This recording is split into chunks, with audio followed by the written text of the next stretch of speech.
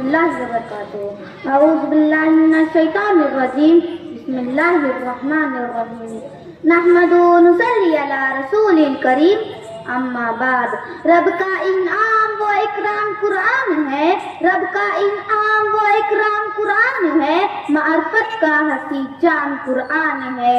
ایک ایک لفظ ہے وجہ صد افتخار، ایک ایک لفظ ہے وجہ صد افتخار، بالیقین شان اسلام قرآن ہے۔ صدر محترم، جج صاحبان مکرم اور حاضرین مجلس، السلام علیکم ورحمۃ اللہ وبرکاتہ۔ وہ دو اشعار جو میں نے آپ لوگوں کے گوش گزار کیے، ان سے آپ نے اندازہ لگا لیا ہوگا کہ میری تقریر کا عنوان ہے کوئی بھی صحیفہ دنیا میں قرآن کا ارتباط پا نہ سکا۔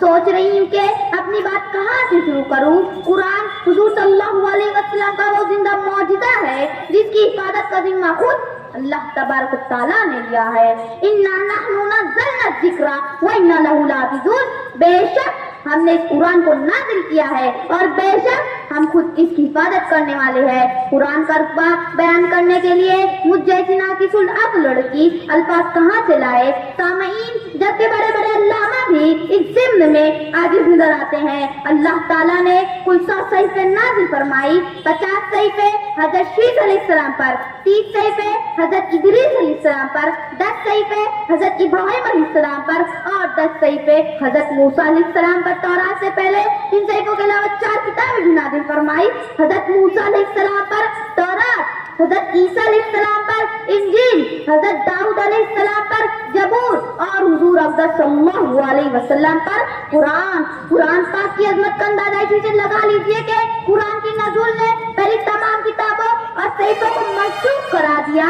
صوفیہ سے منقول ہے کہ جو کچھ پہلی کتابوں اور صحیفوں میں تھا وہ سب کچھ قرآن میں آ گیا، جو سب کچھ قرآن میں ہے وہ سورہ فاتحہ میں آ گیا، جو سب کچھ سورہ فاتحہ میں ہے وہ بسم اللہ میں آ گیا، جو سب کچھ بسم اللہ میں ہے وہ اس کی با میں آ گیا، بلکہ یہاں تک کہ فرمایا ہے کہ جو بسم اللہ کی با میں ہے وہ اس کے نقطے میں آ گیا، کیونکہ نقطہ اصطلاح میں اسے کہتے ہیں جس کی تقسیم نہ ہوتی ہو، لہذا نقطہ خالص وحدانیت کی نشان نہیں کرتا ہے۔ کیف توحید ہے جس کی مہکاروں میں، اس ہنسی پھول کا نام قرآن ہے، ہر ورق دعوت حق کا ہے ترجمہ، دین و ایمان کا پیغام قرآن ہے۔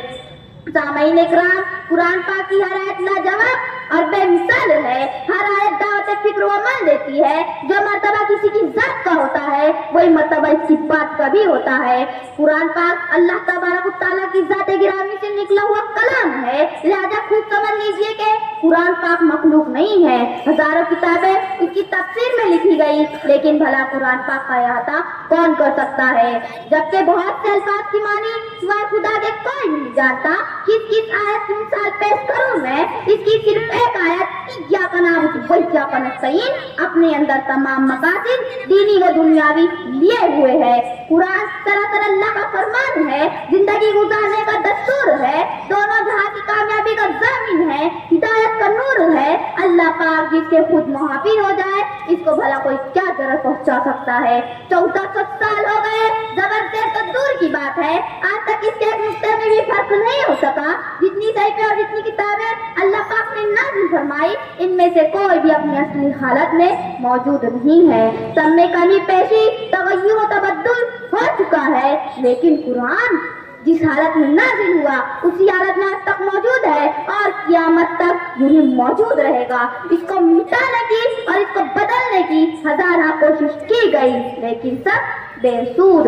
فصاحت بلاغت کے موتی لٹائے، کلاموں کا سلطان کلام الہی، رہے گا قیامت تک ایسا ہی روشن، درخشا درخشا کلام الہی۔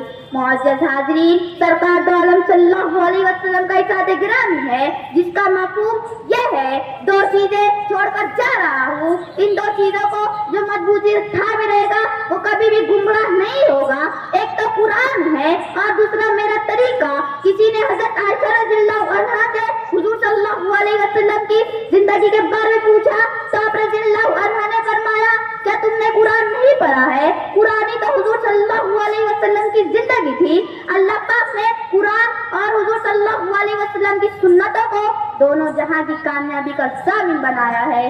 زندگی مسکراتی ہے قرآن میں، روح تسکین پاتی ہے قرآن میں، یاد حضرت کی آتی ہے قرآن میں، نور ایمان اتاتی ہے قرآن میں، رقص فرما بہار شریعت یہاں، کار فرما خمار طریقت یہاں، ہے خدا اور نبی کی محبت یہاں، عاشقی دل لبھاتی ہے قرآن میں۔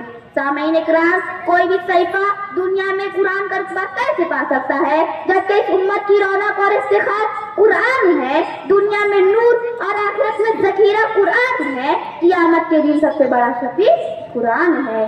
کیوں نہ چومے گی منزل ہمارے قدم، راہ در جد کے ہر گام قرآن ہے، اس کو سینے میں محفوظ کر لیجئے مومنو، رحمت عام قرآن ہے۔ وآخر الدعوانا الحمدللہ رب العالمین۔ السلام علیکم ورحمۃ اللہ وبرکاتہ۔